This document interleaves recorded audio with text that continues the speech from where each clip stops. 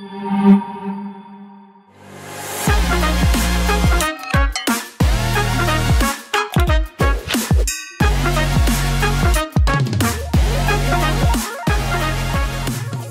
paz do Senhor, meus irmãos, como estamos? Mais uma vez, estamos aqui para a lição número 5 agora, lição número 5 do terceiro trimestre. Quem viu o último vídeo, da lição número 4, eu expliquei que eu estaria abrangendo mais toda a lição. Não vamos dar toda a lição aqui. Nós vamos adiantar o assunto, falar um pouco sobre o cerne da questão ao qual a lição vem trazer para nós, para adiantar bastante o entendimento, para que no dia em que for dada a lição na EBD, a gente possa estar com um entendimento um pouco mais adiantado e facilitar assim, o aprendizado sobre o que o autor da lição número 5 está trazendo para nós. A lição número 5, do próximo dia 3 de agosto de 2025, lembrando que nós estamos no terceiro trimestre de 2025, tá? Onde nós estamos falando da igreja primitiva, da primeira igreja, amém? E o tema desta lição número 5, uma igreja cheia de amor. Falando sobre o tema, é um assunto muito maravilhoso e acredito eu que fala sobre tudo, O amor fala sobre tudo. É tudo que precisamos conhecer em primeiro lugar. Você já vai entender por que eu estou dizendo isso. Então, o nosso texto áureo está lá em Atos, capítulo 4, versículo 32. E era o coração e a alma da multidão dos que criam. E ninguém dizia que coisa alguma do que possuía era sua própria, mas todas as coisas lhes eram comuns. A nossa verdade prática, o amor é o elo que mantém a unidade da igreja local. Sem o amor, não existe relacionamento cristão saudável. Falando um pouquinho sobre o nosso texto áureo, que está lá em Atos, capítulo 4, versículo 32, aqui diz e fala sobre a unidade, sobre a comunhão. Coisas que nós já falamos aqui em vídeos passados e que se você quiser dar uma lidinha no Salmo 133, nos 3 versículos e meditar um pouco nesses 3 versículos, você vai ver a importância da comunhão. O quão importante e vital é esta comunhão entre nós, irmãos, juntamente com o nosso Deus e o seu Filho, através do Espírito Santo. Deus, Jesus Cristo, através do Espírito Santo, que está aqui conosco, amém? A presença do próprio Deus aqui conosco. E em comunhão, esses 3 fatores, em comunhão, era o que gerava tudo isso, era o que gerava essa empatia, essa caridade, esse cuidado de um com o outro, sem briga, sem discussões, sem dissensões, sem facções, sem grupinhos. Ninguém se julgava melhor do que ninguém. Ninguém julgava-se ter mais do que ninguém. As pessoas compartilhavam de acordo com a necessidade de cada um. E ali eles diziam, nós não temos falta de nada, porque o que um tem por carência, o outro supria, como se podia. Existia um bom senso divino, existia um controle divino. Por quê? A igreja era governada por Deus, era governada pelo Espírito Santo, era governada pelo amor. Então nós vamos entender o porquê que o amor é o principal. O amor é tudo, o amor acima de tudo. Nós precisamos buscar o amor acima de tudo. Mas espera aí, Leandro, não é para buscar Deus acima de tudo? E o que é o amor, meu irmão? Senão o próprio Deus. 1 João, capítulo 4, versículos 7 e 8. Amados, amemo-nos uns aos outros, porque o amor vem de Deus, e todo que ama é nascido de Deus e conhece a Deus. Quem não ama, não conhece a Deus, pois Deus é o amor. Deus é o amor. Quando nós vemos no título da lição, meus irmãos, uma igreja cheia de amor, pode substituir a palavra amor sem nenhum problema por Deus. Uma igreja cheia de Deus. Uma igreja cheia de Deus é a igreja plena e verdadeira, e vive em comunhão. Não em brigas, não em fofocas, não em dissensões, não em facções, ou seja, grupinhos isolados, cada um faz do jeito que quer. Não, meu irmão. Há amor, há compaixão, há solidariedade, ajuda mútua. Compartilhamos tudo, nossos dons, talentos, força, tempo e recursos também. Amém, meus irmãos? Isso é família, isso é um só corpo, isso é igreja, isso é ser irmãos nascidos em Cristo Jesus, adotados novamente como filho através de Cristo Jesus, novas criaturas. Eis que as coisas velhas se passaram, tudo se fez novo. Amém? O nosso Senhor Jesus deixou claro, meus irmãos, na sua oração, quando ele fez a oração antes de ser crucificado, que é necessário, é primordial que haja plenitude na unidade, que nós sejamos um entre nós com Deus e com Ele, através do seu Espírito Santo, que nos manterá em um único entendimento, uma única verdade na vida, única vida, não existe outra. Amém? Falando um pouco da nossa verdade prática também, o amor é o elo que mantém a unidade da igreja local. A gente pode até tirar o local. O amor é o elo que mantém a unidade da igreja. Porque a igreja, meus irmãos, é o povo de Deus. É a multidão dos que creem, como nós vimos no nosso textuário, em Atos 4:32. A multidão dos que creem. Igreja nunca foi e nunca será templos feitos de parede, denominações, instituições e organizações. Não. Igrejas são pessoas, indivíduos, sejam grupos menores aqui, grupos maiores ali, grupos médios aqui, mas não importa a localidade. Igreja é todo o povo de Deus, todo aquele que é nascido de novo, todo aquele que é nova criatura, todo aquele que crê.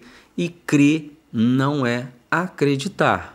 Crer não é dizer, eu acredito, mas não faço nada. Não. Crer é obedecer. Crer é honrar. Crer é gerar frutos do Espírito. E se você não sabe quais são os frutos do Espírito, pesquisa na palavra que você vai descobrir. Amém?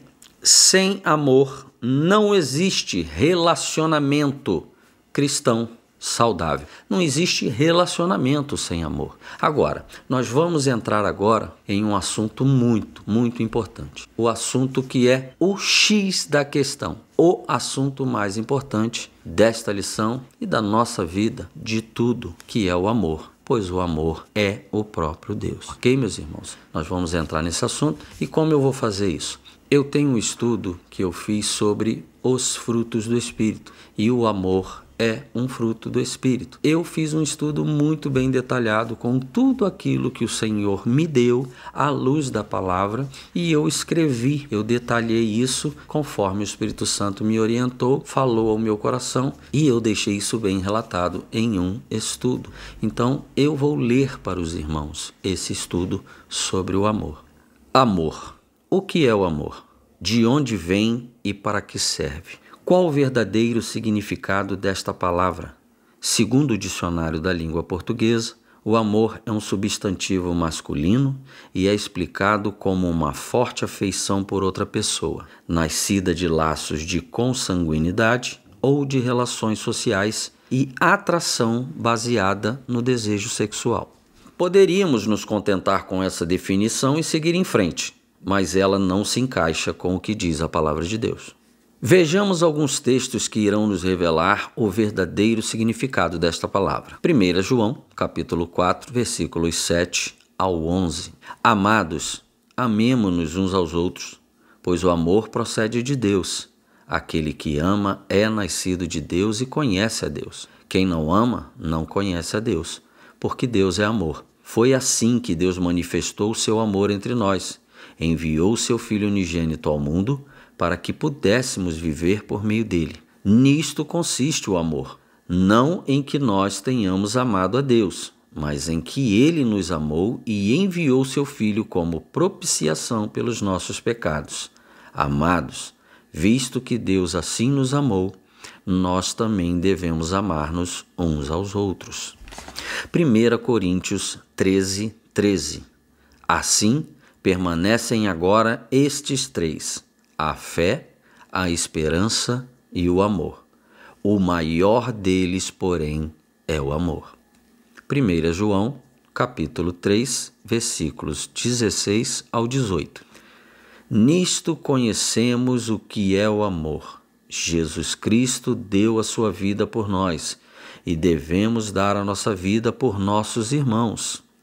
Se alguém tiver recursos materiais e, vendo seu irmão em necessidade, não se compadecer dele, como pode permanecer nele o amor de Deus? Filhinhos, não amemos de palavras nem de boca, mas em ação e em verdade. Filipenses capítulo 1, versículos do 9 ao 11.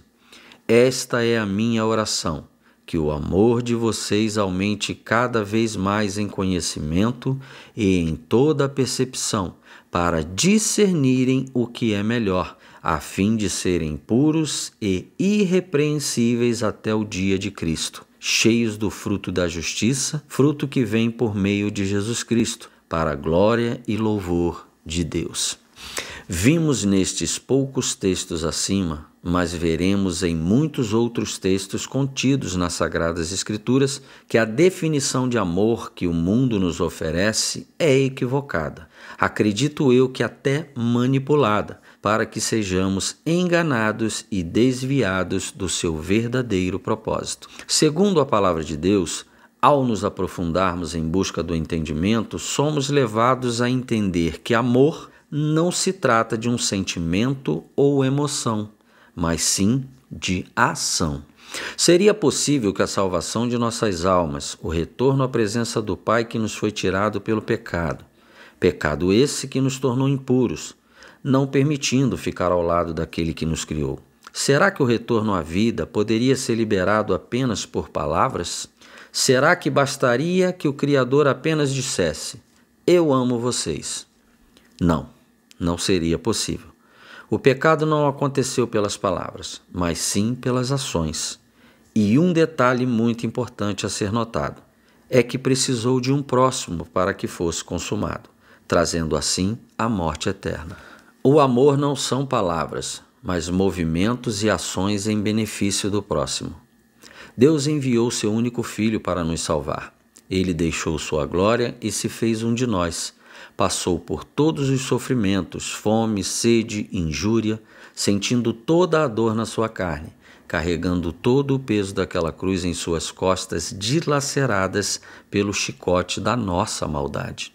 O poder da palavra está em convencer, e foi pela palavra da serpente que Eva foi convencida em sua cobiça a desobedecer ao seu pai criador e ao seu próximo, Adão, desrespeitando assim o elo que existia entre eles. Eva se dirige à árvore, estende a mão, retira a fruta, morde, mastiga e engole.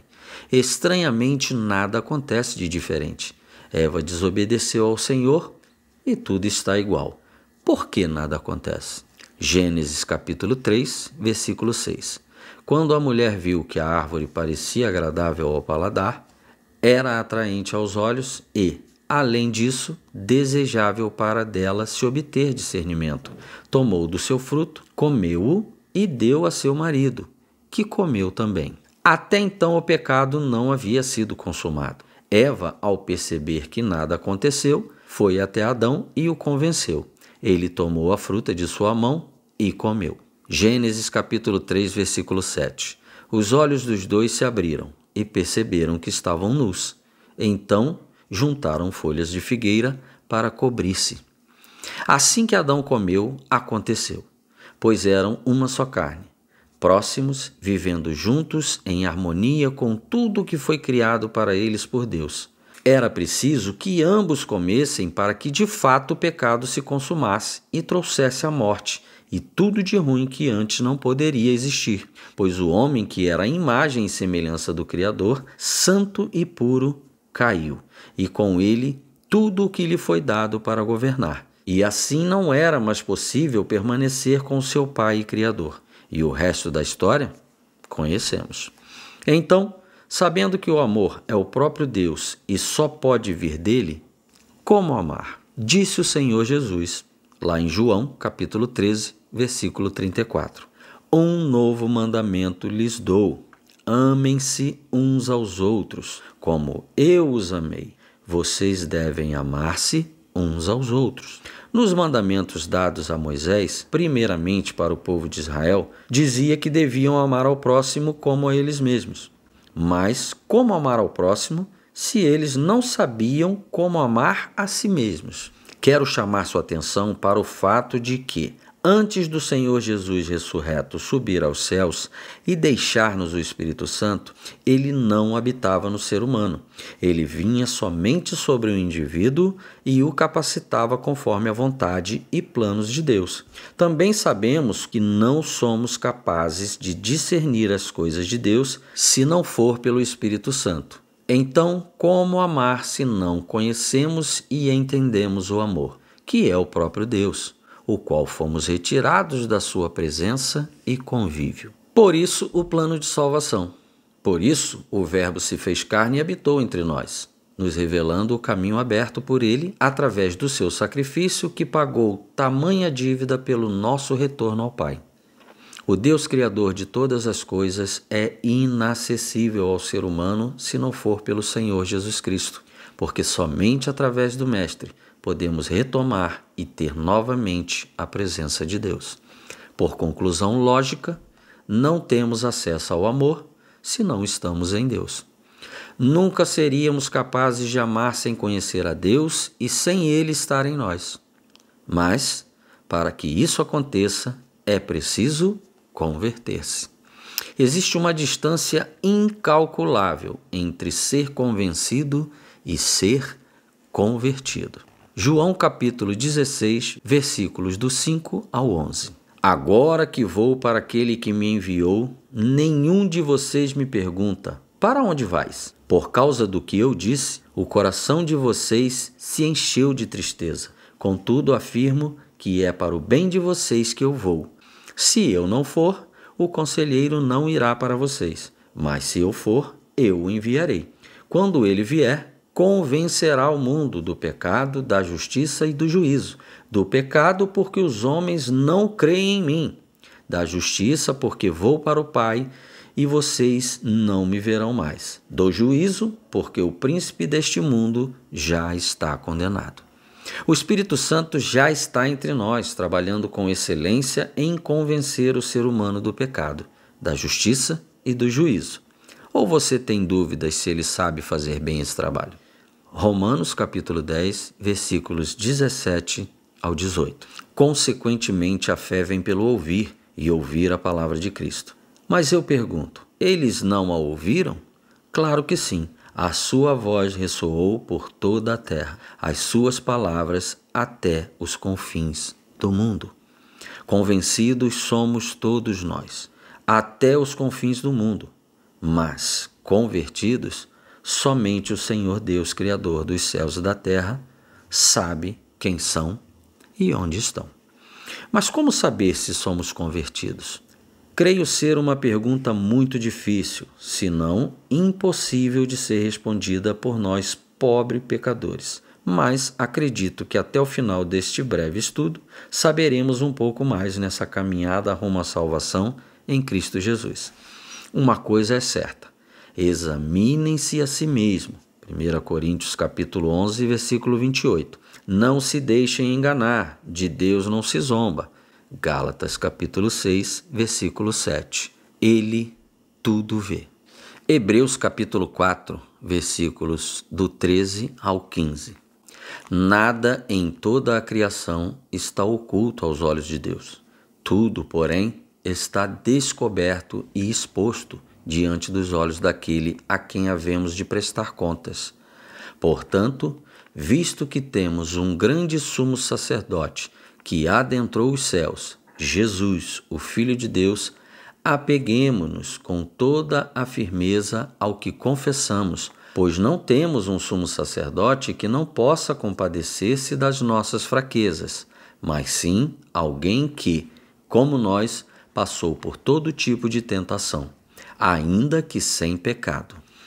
Só depois que recebemos em nós o Senhor Jesus com a graça salvadora, passando a viver em novidade de vida, seremos templo do seu Santo Espírito que nos ensinará, revelando o amor como ele é.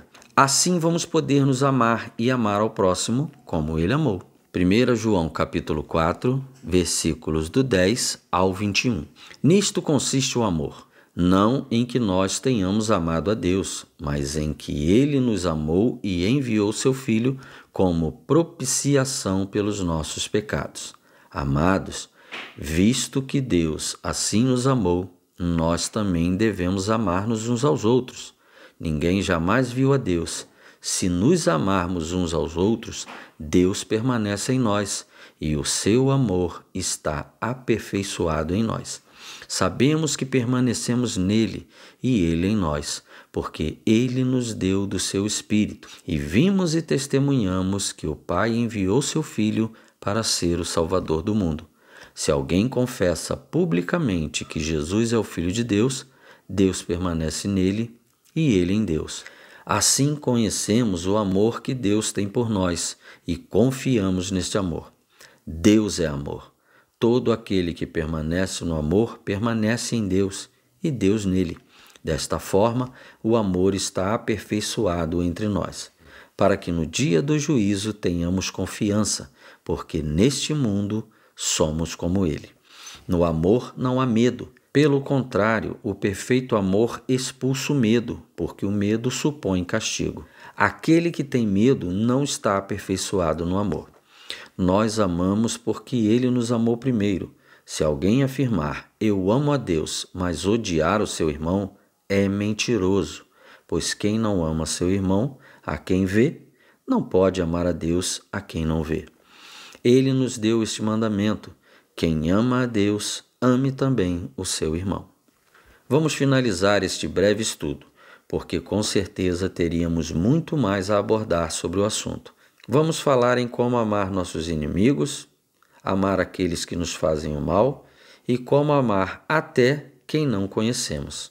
Isso é possível? Disse o Senhor Jesus. Mateus capítulo 5, versículos 43 ao 45. Vocês ouviram o que foi dito: ame o seu próximo e odeie o seu inimigo. Mas eu lhes digo: amem os seus inimigos e orem por aqueles que os perseguem, para que vocês venham a ser filhos de seu Pai que está nos céus. Porque ele faz raiar o sol sobre maus e bons e derrama chuva sobre justos e injustos. Sim, é possível. Não fácil, possível. Aprendemos que o amor não é um sentimento ou uma sensação. Aprendemos também que Deus é o amor e que só seremos capazes de amar se estivermos em Deus e Ele em nós, através da vida em plenitude com a palavra, que é o nosso Senhor e Salvador Jesus Cristo. Também aprendemos que o amor é uma ação e tudo o que fazemos em favor e para o bem do nosso próximo. Alguns exemplos que podemos usar de práticas de amor aos nossos inimigos e aos que nem conhecemos: alegria, paz, longanimidade, benignidade, bondade, fidelidade, mansidão e domínio próprio. Todas essas ações listadas acima vêm do próprio Senhor. Ele é maravilhoso e já nos ensina tudo o que precisamos saber para termos sucesso nessa caminhada. Caminhada essa que nunca estaremos só. Sempre estaremos nele e com ele, que é o caminho, a verdade e a vida. Não há condições para o amor. Devemos amar a todos como ele amou, sem restrições. Não podemos confundir gostar com amar. Não podemos confundir todos os demais sentimentos, tais como as paixões e desejos, com o amor. João 3,16. Porque Deus tanto amou o mundo que deu o seu Filho unigênito, para que todo o que nele crer não pereça, mas tenha a vida eterna. Amor é divino, é outro nível. Nível que só atingiremos se dermos a mão ao Mestre e caminharmos com ele, obedecendo e praticando, vivendo segundo todos os seus ensinamentos. João capítulo 14, versículo 21. Quem tem os meus mandamentos e lhes obedece é o que me ama. Aquele que me ama será amado por meu Pai, e eu também o amarei e me revelarei a ele.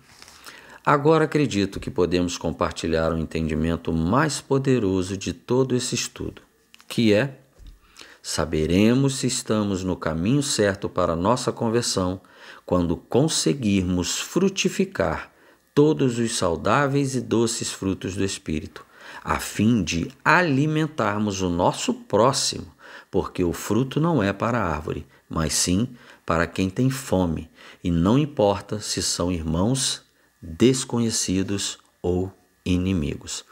O nosso Senhor não faz acepção de pessoas.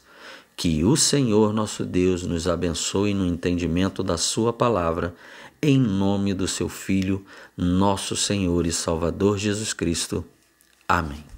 Então, meus irmãos, se quisermos uma igreja cheia de amor, precisamos de uma igreja cheia de Deus, porque Deus é o amor. Espero que o Espírito Santo possa ter falado ao seu coração e que a gente possa entender de uma vez por todas que igreja somos nós, todos aqueles que creram no Senhor Jesus, que morreram para o velho homem e renasceram em espírito e em verdade, vivendo em novidade de vida, segundo a vontade de Deus, obedecendo aos mandamentos de Deus. Só assim o Senhor Jesus, o Pai, virão fazer morada em nós através do seu Espírito. E aí sim, seremos a igreja de Cristo, não importa se em grande ou pequeno número ou em qualquer localidade espalhadas por esse planeta. O que nós precisamos é ser cheios de Deus. Se formos cheios de Deus, porque o Senhor Jesus nos disse isso, deixou bem claro, que a vida eterna, a salvação, o retorno ao Pai, consiste em conhecer ao único Deus verdadeiro, Criador de todas as coisas, e o seu Filho, a salvação que Ele nos enviou por amor. Amor de tal maneira que entregou a sua vida por nós, e só através dele, aí sim, seremos uma igreja cheia de amor e cheia de poder. Que Deus abençoe muito, que Deus te dê entendimento de toda esta palavra e de que precisamos ser cheios de Deus, cheios de amor. A paz do Senhor.